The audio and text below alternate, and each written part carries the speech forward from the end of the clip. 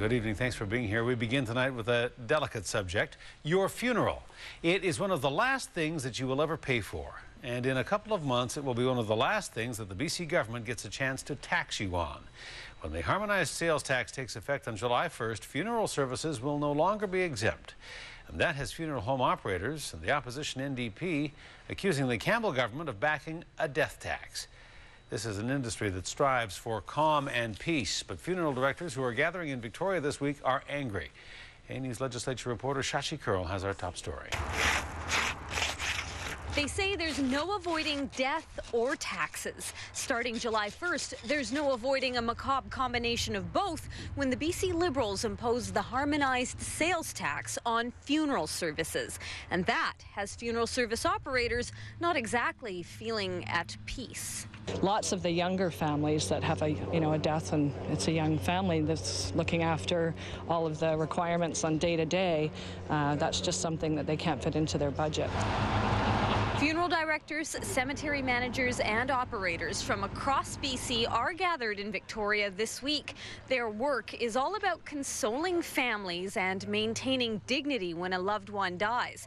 They say this tax strips all that away. Well, I think it's another tax that's going to be added to people at the most vulnerable time in their lives when they lose a loved one. It's hard. Death, has its own issues, and to add an extra tax on it, the families really have a hard time with that. The man in charge of the Funeral Services Association of BC goes further. There's that sense of insult when you look at that final bill for your death of your loved one and you have to pay tax on top of it. It doesn't make a lot of sense to us.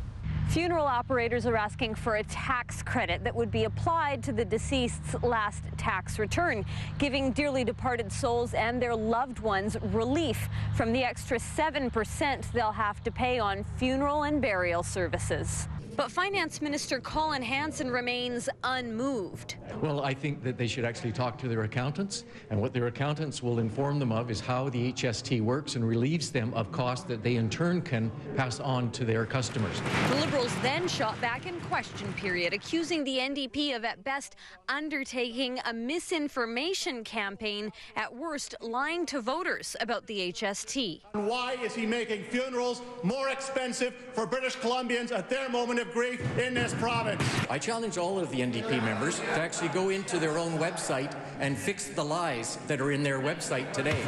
Members, Minister, I'll ask you to unconditionally withdraw that last comment. I will withdraw. Tranquility shattered. The funeral industry says it has no plans to push daisies on this issue, nor does it plan to let the province rest in peace. And Shachi Curl joins us now with more on the story. Shachi.